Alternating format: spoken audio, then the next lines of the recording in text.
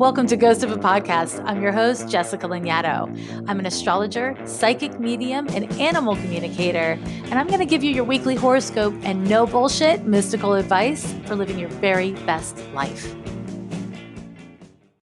It's May, and I am doing so many virtual events this month, and I hope you will join me for at least a couple of them. On Friday, May 15th, I will be speaking at the Assembly with the illustrious Avery Trufelman. We will be talking about my book, Astrology for Real Relationships. On the 22nd and 23rd of May, I will be speaking at this awesome astrology conference called NORWAC. I'll be speaking on inherited conditions in the birth chart and outer planets and love. I'll also speak on a panel called How to Become a Professional Astrologer. You need to be there for all of it. Plus, just check out NORWAC. It's super cool, and you can discover new and exciting astrologers there. And then finally, on May 30th, I am offering an AMA that's an Ask Me Anything Venus retrograde themed. And all proceeds raised from that event will go to National Bailout and Sovereign Bodies Institute. Check out those organizations, donate money if you got it, and join me for the damn AMA so I can answer all your questions about relationships and all things Venus oriented. Welcome back to another week of Astrology Hot Takes. This week, we're talking about Venus. We're talking about Venus in the birth chart, and we're talking about Venus retrograde. And as you know, Venus goes retrograde on the 13th of May, and it will stay retrograde until the 25th. There's a lot to say about it. But before we get into the retrograde, let me tell you a little bit about the planet Venus. I love Venus. I mean, I kind of love all the planets, but let's talk about why Venus is such a wonderful planet to understand. In astrology, when you're looking at your birth chart and you want to understand your relationship to pleasure, your relationship to what you think is delightful and what kind of engages your senses, you're going to look to Venus. When you want to understand how you relate to other people, how you like others to relate to you, you're going to look at Venus. So in a way, this is absolutely the relationship planet because it is all about relating and how you are relational, what your nature is around being relational. However, it's not the whole thing. It's not all the parts of a relationship, but it's a really valuable part to understand. Now, that's not all that Venus does.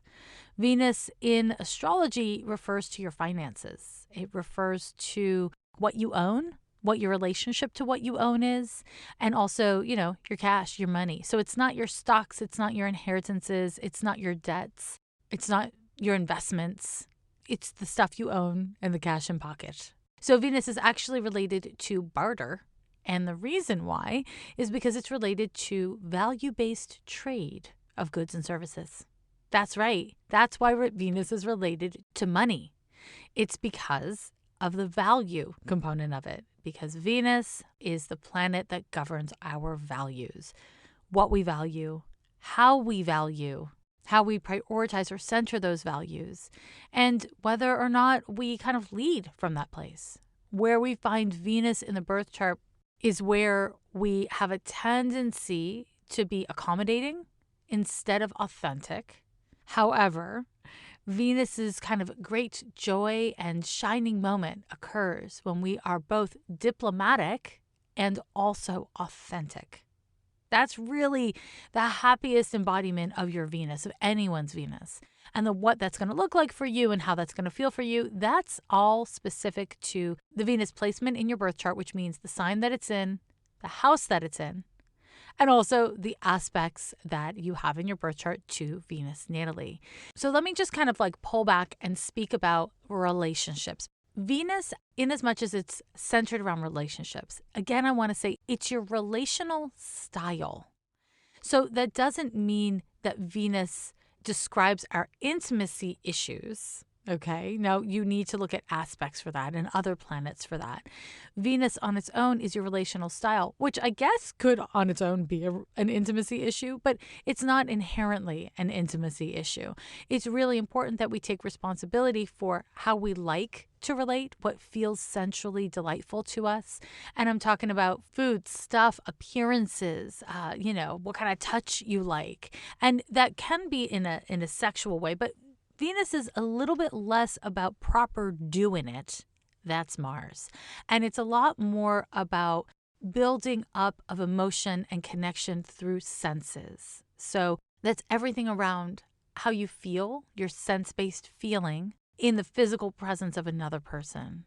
Also, Venus is related to security, right? So again, we have the reiteration of money and of relationships. And that sense of security is either going to be really important to you or not so much, right? Some Venus signs are much more attachment oriented and some are a lot less. And this has to do with your relationship to security and how that shows up in your birth chart. When you look at Venus in your birth chart, what you really want to make sure is that you throw away all the notions of men are from Mars, women are from Venus. If you go on a Google spree about astrology, you'll see a lot of like women with Venus and Libra are like this and men with Venus and Libra are like that or whatever. And I want to just take a moment to call a big load of bullshit upon that, my friends, a big load of bullshit. Now, I'm not trying to say that genders aren't different from each other but of course they are. And I don't think I need to say, but I'm happy to reiterate, there are more genders than just male and female. Inherently, the whole men are this and women are that kind of thing that happens in popular astrology writing, I think is problematic, straight out the damn gate. But the other part of it is it's limiting. Is this nature or nurture? These kind of stereotypes that people write about with men versus women in astrology. I personally think a lot of times it's nurture. And again, there are, of course, differences between genders, but I would really encourage you to kind of throw away that whole thing. And if you're reading about anything astrological and certainly related to Venus, I want to encourage you to read all of it and understand that you can resonate with all of it and try not to pigeonhole people based on their gender. It is not a mistake that I'm bringing this up at this time because Venus is one of the planets that are related to the experience of one's gender and the expression of one's gender. Venus and Mars both do that. And so, we all have Venus in our charts and we all have Mars in our charts. And so being able to experience and express both our Venusian, aka feminine energies, and our Martian, aka masculine energies, is a really healthy part of being a whole person. Where you find Venus in a birth chart, in your birth chart and anyone else's, describes so much of how you feel secure in the way that you relate to others, what feels pleasing to you, what is good for you, and also the amount of space you need and how you relate as a way to feel kind of validated and chosen. At the core of it all, the issues we find that relate to Venus are issues related to our values, what we value in ourselves, what we value in our relationships, and ultimately, why. So if you have Venus, let's say, in a mutable sign, and if you've listened to the Elements and Qualities episode of the Astrology Hot Takes, you will know a mutable sign would be Sagittarius, Gemini, Pisces, or Virgo. If you have Venus in a mutable sign, then you're likely going to want some measure of flexibility in how you connect and are close to others. That sense of flexibility will feel to you like love and freedom, the space to change your mind about plans or come up with a big new idea about how you should relate to each other. If you have Venus in a fixed sign, and again, those fixed signs are Taurus, Scorpio, Leo, and Aquarius, you're going to have some pretty fixed ideas about how to express, like, and love, how people are supposed to act with you, and what you feel like you should have to do, right? So the key here when looking at Venus in your birth chart or in somebody else's birth chart is to look at the relational style as a reflection of what the person values. Isn't that fascinating? We can take the surface of how we connect with each other and how we want others to connect with ourselves and go deeper and understand that this is really about core and central values. Fucking-lightful. You know I'm obsessed with being healthy and feeling my best. And that is why I'm excited to talk to you about Zhou Nutrition. It's spelled Zhou Zhao Nutrition. One of their best sellers is called NeuroPeak, and it's formulated with natural nootropics to help support memory, focus, clarity, and peak performance, which you know I'm all about. A little bit of peak performance never hurt this girl. Happily, I am here to offer you 20% off of Zhao's high-quality formulas at zhaonutrition.com with the code REAL20. That's REAL 20. Head to zhaonutrition.com. That's ZHOU nutrition.com to take 20% off. You probably already know by now that I record Ghost of a Podcast on Anchor, and I do that because it's the easiest way to make a podcast. It's free, and there are creation tools that allow you to record and edit your podcast right from your phone or your computer. Anchor distributes your podcast for you, which is super convenient. It can be heard pretty much everywhere from Spotify to Apple Podcasts and across all the platforms. And you can make money from your podcast with no minimum listenership. It's everything you need to make a podcast in one easy place. Download the free Anchor app or go to anchor.fm to get started today. Now I'm going to talk to you about the Venus retrograde. We are going through a Venus retrograde May 13th through June 25th of 2020, and this Venus retrograde is happening in the sign of Gemini. So I will reiterate what I always say here, that retrogrades are when a planet appears to be moving backwards. And when it appears to be moving backwards, what happens is the functions, the normal, happy, healthy functions of that planet get a little schmigagied, if you know what I'm saying. They don't function quite as they are meant to or we expect them to. As a result, when a planet goes retrograde, we tend to have things from the past come up. We tend to have misunderstandings or missed connections.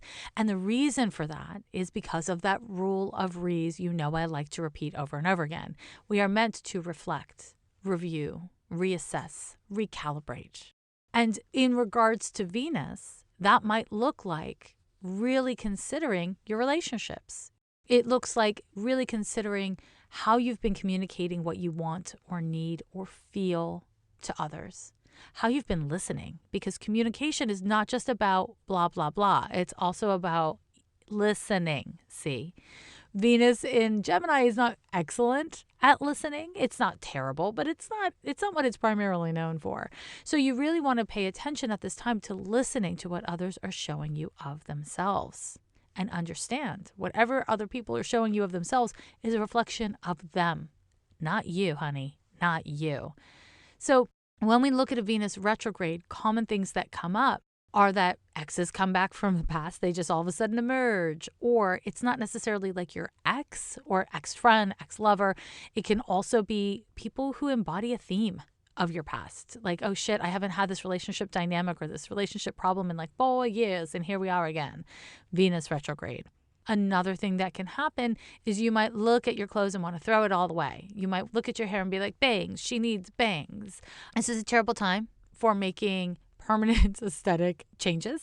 So maybe hold off on the bangs. Honestly, I love bangs. I am very pro bangs in all scenarios. / also wait until after June 25th before you start messing with your bangs. Because in general, we're not supposed to be making these changes at this time. We want to reflect on them. We want to explore them, the ideas of them, right?